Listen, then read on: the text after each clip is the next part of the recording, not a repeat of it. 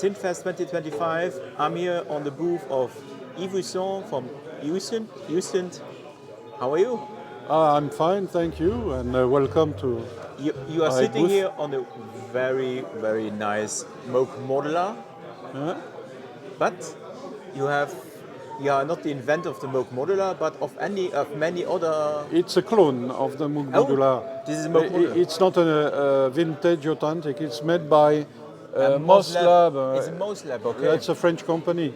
But it's the guy who is doing the EMU clone, actually. Yes, the next big modular that will be released is a EMU modular. But you are not the developer of this one? But no, not this one. But you did in the past now some famous hardware analog synths. Yes, I developed the equivalent of that myself. It was a DIY project, so it's not a commercial project.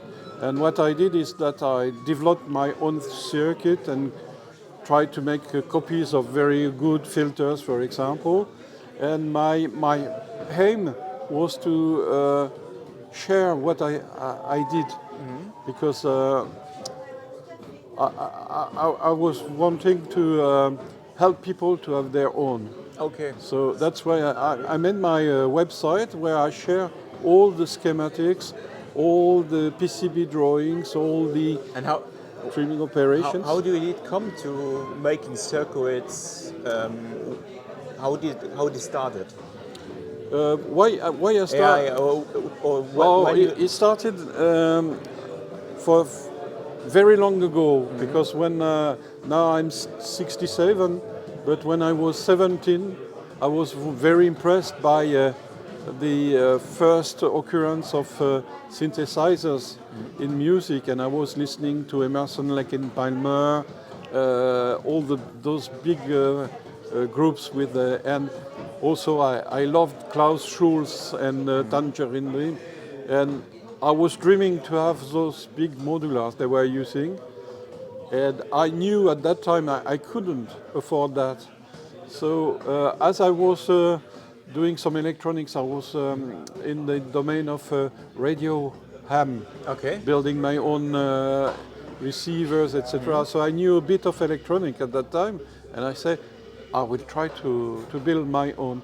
And I made my first modular, very small modular synth, in 1978. Oh, okay. Wow. I was a student. I had no money, so I was using very cheap components and very raw techniques. Did you start exploring synthesizers so by building the synths yourself, or did you have already early on a commercial synth that you bought? Oh, eventually I bought a Yamaha CS10 when I was 18, because at that time I started my first summer jobs and I could afford to buy one. And then I bought a Multiman Krumar S to have the strings, and then I built my own modular. And you have still your first synth? Yes. And they are still working in working condition. I modified them to improve them, and you did already also modular synths. Yes, at that time I called it the US1. Okay. You became famous in the big synth world because of a collaboration with Arturia. Yes, it was much later. It was about 30 years after. And when I started my project, my Yusynth project, so the DIY of my modular, I made a lot of modules. And after that, I was contacted by Arturia, by a guy at Arturia telling me that Arturia was wanting to make new hardware synth. Because it was a time, 2000. It was in 2010. Yeah. 2010. Sorry. It was a time where analog synths were not yet a big thing. No, it was in 2010. Yeah. And they contacted me, and I accepted because I was very happy about that, because I was willing to see something reappearing in France in the domain of synthesizer industry. And when I was contacted by this company, there was also a good meeting because I was living in the same town as Arturia, where Arturia was actually installed. So it was easy to collaborate with them. It was a time where the MiniBrute came out. There was not a lot of analog monophonic ones that were affordable. No, at the time at Arturia there was a project manager, an American one called Glenn Darcy, who is now Ashwin Sounds machines. ASM. And he was there, and he said that he was thinking there was the room for a small analog synth that the public was willing to have this kind of instrument. Did Arturia already know what they want from you of synths, or did you more or less say we can do an oscillator? There was two stages.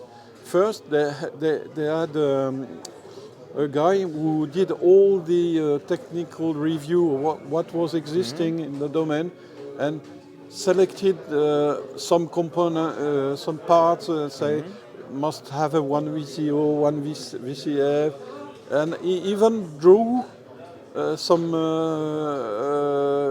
potential designs for the synth. And then they contacted me because the engineer at Arturia said, I'm not competent, because he was an embedded circuit engineer. So analog circuitry was completely new for him. And they knew my work, so they contacted me.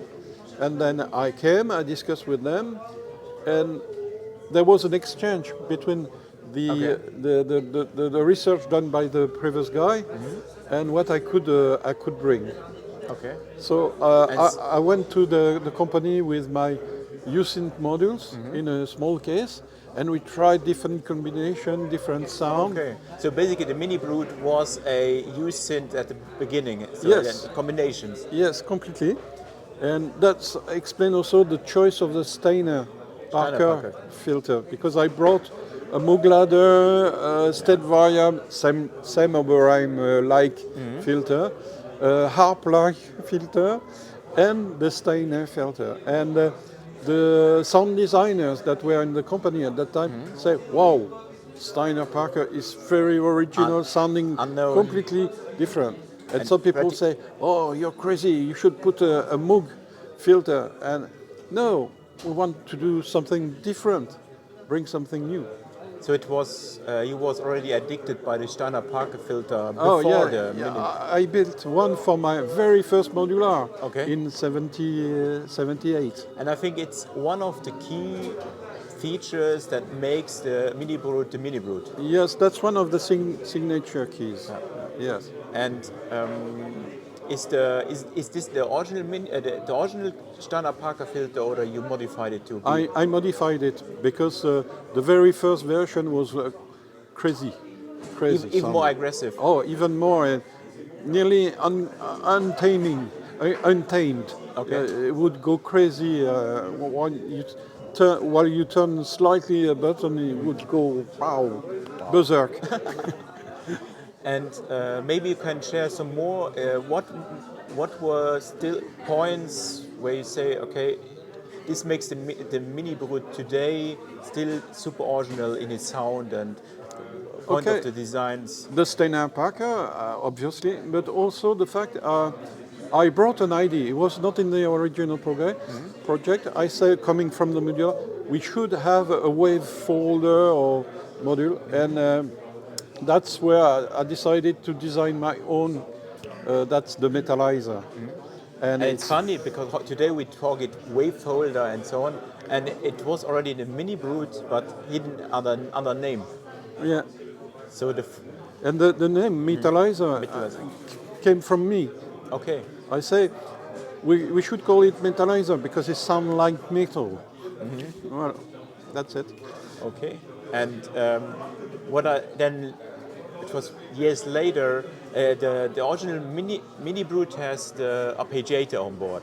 Yes. But you made a hack that many people doesn't know. On your site there is a file, or is it still available? Or? Yes, it's a different site. Yeah. It's called Hackerbrute. Hackerbrute, yeah. Hackerbrute, and I tried to create a website where I could give trick to people to improve their system, try to add some new inputs, outputs, etc. And discussing with the engineers at Arturia, they told me that the MiniBrute AC was different because providing a sequencer, but all the electronics was exactly the same. So it was just a difference in the microprocessor in the software. Yeah. And they told me, you can send a size X chain to just change from one to the other. So you people, when they are doing this, they don't break the synth or so, no? They don't break the synth when they're doing this, or break the guarantee or whatever. No. And they told me, and I say, can I put it on my website for the user? And say, okay, no problem. Yeah, I'm honest. And also very important, they allowed me to publish the schematics. Okay. So people can maintain their MiniBrute. And the MiniBrute schematics is only on the website? On the Hackerbrute website. Okay, cool. And also for the MicroBrute as well. Okay. And I'm honest, I put this sequencer on and I didn't remove it at all. Yes, I understand. I didn't go back because the sequence is so much more fun. Yes, I prefer it a lot. Then, some years later, you moved on to the MicroBrute, the smaller one. That's only 1 year later. Was 1 year? Okay. Yes, it was released on 2013, and the MiniBrute was released in 2012. What was there the mission for the MicroBrute, making it more affordable, or? Yeah, it was an old idea. At Arturia, they wanted really a pocket one. Okay. And the very first thoughts about it was even meant to be used with batteries, but it was never the case. And you make also there, because the MiniBrute sounds different than the MicroBrute. Yeah, yes. This also was to provide an interest for the MicroBrute to be somehow slightly different from the MiniBrute, so you could use both and have a different palette of sounds. Okay. No, I had both. Still have the MiniBrute, the original MiniBrute, but I stole my MicroBrute, but still missing it. There are two different synths, and I think the MicroBrute is way more aggressive. Yes, I'm wrong. Yes, more aggressive. Yes. Do you of the standard Parker filter or something, or? It was probably because of the amount of the volume that was injected in the filter. Okay. So it was louder. Louder, okay. And so the filter started to slightly saturate. It saturated and distort. And MicroBrute had a sequencer. The MicroBrute has a sequencer and it has a very small patch bay, very small. An effective one, because you patch it and then it becomes really wild. Then you moved on, I think. Then you were still also on the MiniBrute II design. Yes, because I had to provide the second oscillator, and I designed the looping envelope. Okay. There is a AD envelope. AD envelope, yeah. And it was they asked me to have it looped, so I designed that. So they make this scan. So there was more collaboration. I may give you a small info. Is that I didn't work alone on this. Okay. After that, there is a guy you may know. It's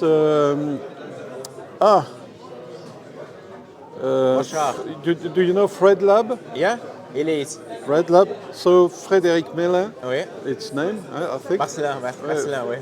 Mélin, Mélin, oui. in French Mélin. Meslin. was hired by Arturia to work on also on the synth. So he did some modification. So it has a bit of his signature too. Okay, but sonically they are very different since the MiniBrute II and one, and it's way more calmer. Yes, but that was necessary because you don't want to repeat the same stuff ever and ever. So having different synths is more interesting. Okay. And for you, sonically, what is your more what you love more, the one, the MicroBrute, or the two?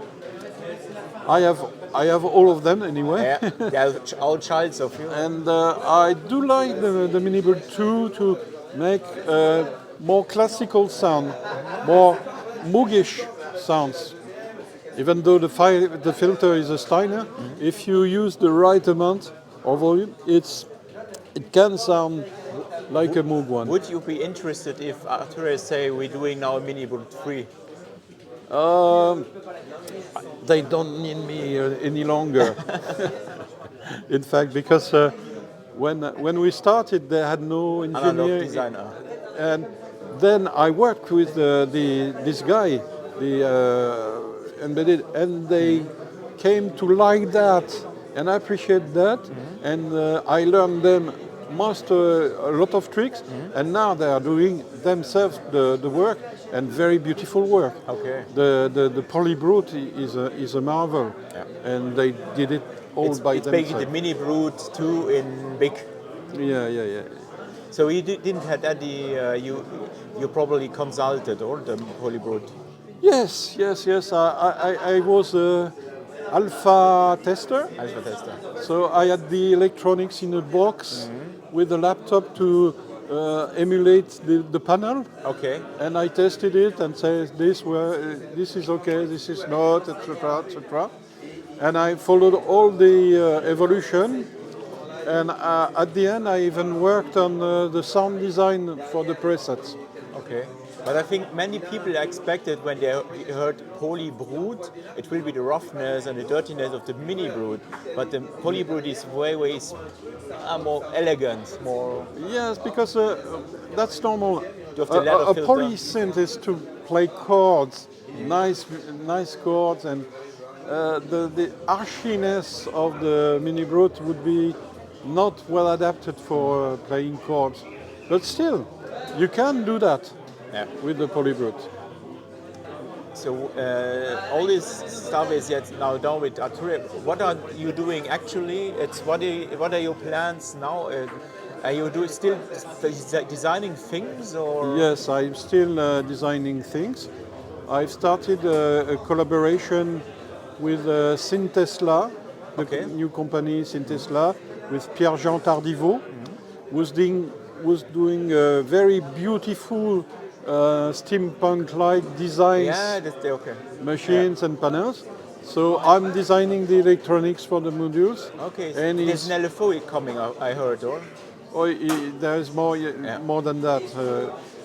So you are the designer of this? Not the LFO. Okay.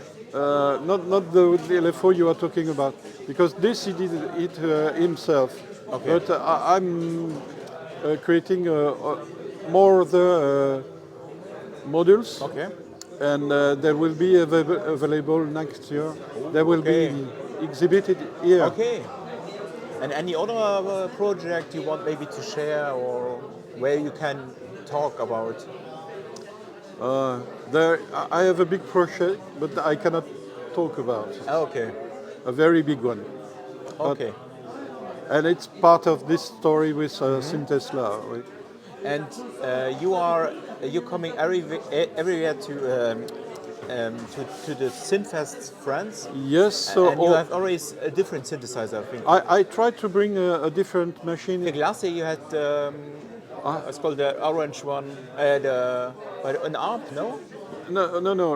Last year I brought a Roland 700 main cabinet. And Roland 100M cabinets, and a SH7. Okay. Roland. That was, I think, 2023. You had the analog solution. Yeah. The 2 or 3 years ago, I had a clone of the ARP 2500. It was where Mr. Olivier Graal with his CS80. Yes. Okay. And this year you have taken with you the MOS Labs. Yes. So it's a clone, no? Yeah, it's a clone It's of the it's a modular. clone, except for some modules. One is from Club of the Knob, and one from Moon Modular. Okay. Okay, and to complete the set, and it's a lot of fun. I'm very interested in the MOS MS Labs EMU. Yeah. It's huge. And here you have a keyboard. It's polyphonic. It's a Roland polyphonic. That's the one I use for my 100M. Okay. So it's a 4-voice polyphonic controller. Nice. Okay. Thank you, Yves.